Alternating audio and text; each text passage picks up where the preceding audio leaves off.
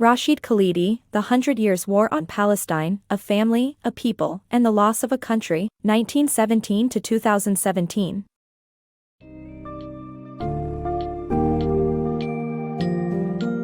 In The 100 Years' War on Palestine, A Family, a People, and the Loss of a Country, 1917 to 2017, Rashid Khalidi takes us through a century-long narrative of the Palestinian struggle.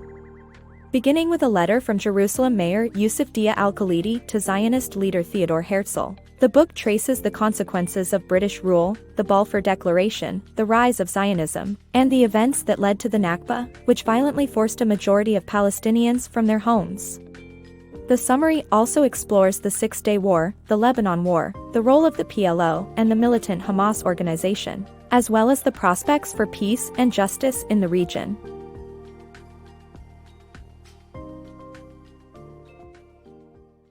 Palestine, British rule, and the Zionist movement. In 1917, the British issued the Balfour Declaration, promising the formation of a Jewish national home in Palestine. The Zionist movement received the backing of the world's largest colonial empire while Palestine came under British rule. Colonization of Palestine was accelerated, and Palestinians' appeals for independence fell on deaf ears. By the late 1920s, tensions arose as European Jews continued to settle the area with almost exclusive access to foreign investment. In March of 1899, Yusuf Dia al-Khalidi mailed a letter to Theodore Herzl, the Viennese journalist and leader of the burgeoning Zionist movement, expressing his deep admiration for Herzl, his dismay at Europe's rampant antisemitism, and the notion of Jews and Muslims as cousins. However, Dia pointed out that Herzl's vision for a Jewish state in the Middle East would subjugate the region's indigenous population. He ended the letter with a plea, "In the name of God, let Palestine be left alone."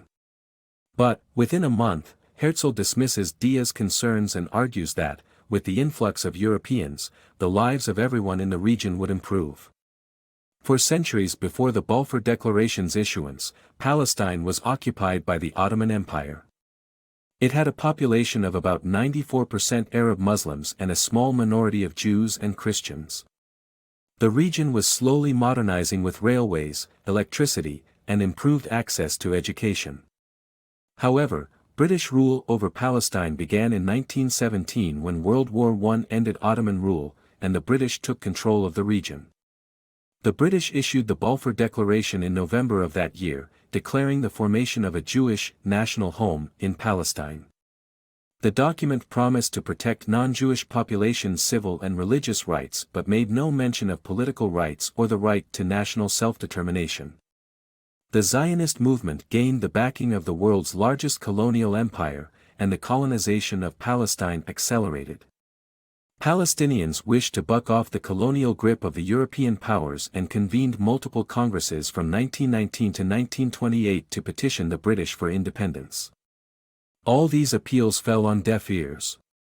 Meanwhile, the Zionist project continued, and the League of Nations issued the Mandate for Palestine in 1922, laying the groundwork for Jewish self-governance but failing to mention the Arab majority. European Jews continued to settle in the area, and by the late 1920s, their population had risen to nearly 20%. But, tensions arose as their communities enjoyed almost exclusive access to foreign investment while Palestinians' appeals for independence went unheard. The Nakba, a catastrophe that changed the face of Palestine. In the early 20th century, Palestine remained under British control with a majority of Arab population being increasingly dominated by Jewish settlers. The British attempted to quell the tension by partitioning the region in 1937, which pushed the Palestinians into open revolt. Britain responded with violent suppression, and the Arab uprising resulted in the death, injury, or imprisonment of 10% of adult males in the county. This was only a foreshadowing of a greater struggle yet to come. After World War II, the United States and the Soviet Union were sympathetic to the Zionist cause. In 1947, the United Nations passed a declaration to partition Palestine into two states, one Jewish and one Arab. The Jewish state was granted 56% of the land, but the partition did not hold. In 1948, Zionist militias launched Plan Dalet, displacing tens of thousands of Arab families. This assault was known as the Nakba, or Catastrophe. The neighboring Arab nations' resistance was ineffective due to divided loyalties. When the dust settled in 1949, Israel declared itself a state and more than 700,000 Palestinians were forced off their land and became refugees. The Nakba shifted the political order of the Middle East and transformed the region. The Six-Day War, a pivotal moment in Palestine's history. In 1967, Israel launched a preemptive strike against its Arab neighbors, capturing the West Bank, Gaza, and Sinai in just 6 days. This brief conflict established Israeli dominance and led to a closer alignment with the United States. The UN's Resolution 242 ignored Palestine, but the war reinvigorated the movement for Palestinian liberation. The aftermath of the Six-Day War is felt to this day, as Israel continues to occupy Palestinian territories and the struggle for recognition and resistance persists. The 1982 Lebanon War, disrupting PLO and galvanizing Palestinian movement. In 1982, the Lebanon War began with Israeli air raids on Beirut and continued with a full-scale ground invasion of southern Lebanon. The hostilities aimed to crush the PLO and ultimately squash the spirit of Palestinian nationalism in the occupied territories. Despite Israel's fierce response, the PLO refused to back down, leading to indiscriminate bombing that left the city in ruins and more than 19,000 Palestinians and Lebanese dead. Even after the PLO negotiated for peace, the violence continued, culminating in the Israeli-backed Lebanese militants' massacre of civilians at the Sabra and Shatila refugee camps. While the offensive partially disrupted the PLO's main base of operations, its aggressive tactics heightened tensions within the region and tarnished Israel's reputation on the world stage.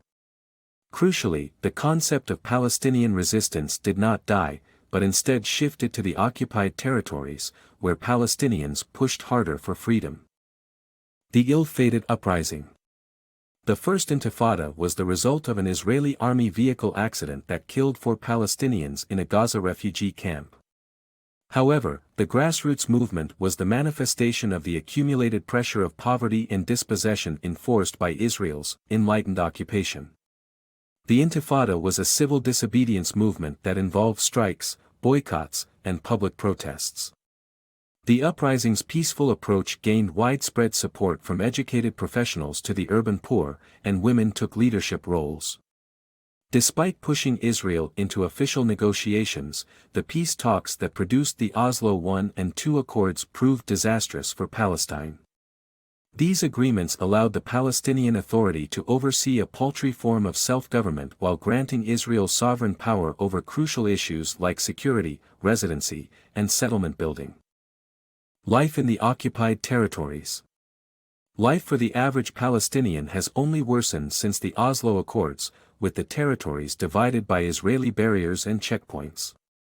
The economy is in ruins, and international trade is severely restricted. While Israeli settlers enjoy freedom of movement, Palestinians struggle to travel even with elusive permits. The PLO enforces the status quo, while Hamas promises radical change. The rise of groups like Hamas is fed by continued Israeli oppression. The conflict escalated into a second intifada, where Hamas orchestrated many suicide bombings. In 2006, Hamas won control of the Palestinian Authority, leading to a full siege of Gaza. In response, Hamas fighters periodically fired makeshift rockets into Israel. Following the Da'iya Doctrine, Israel imposed overwhelming military retaliation, leading to major incursions into Gaza.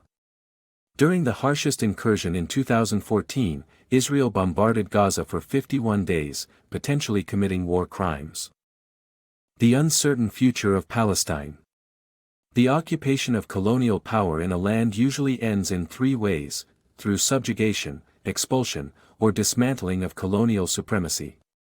Palestine faces an uncertain future, with the possibility of peace and justice still afloat. The British's backing of Zionism disregarded the existence of Palestine's indigenous Arab population.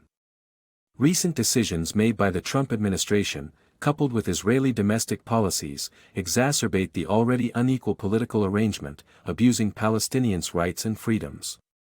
While the BDS campaign shows promise, broader solidarity among all factions of Palestinians and their allies is needed for progress.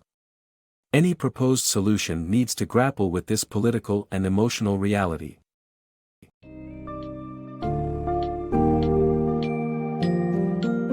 Rashid Khalidi's The 100 Years' War on Palestine unveils the deep roots of the Palestinian struggle and the ongoing challenges they face today. It underscores the impact of British rule, Zionism, and various regional wars, all of which have contributed to the current complex situation. The Palestinian resistance continues, with the BDS movement among the most recent examples of activism. Khalidi underscores that the path to peace and justice requires recognizing the emotional and political realities for both Israelis and Palestinians and working towards mutual understanding and solidarity in the pursuit of lasting solutions.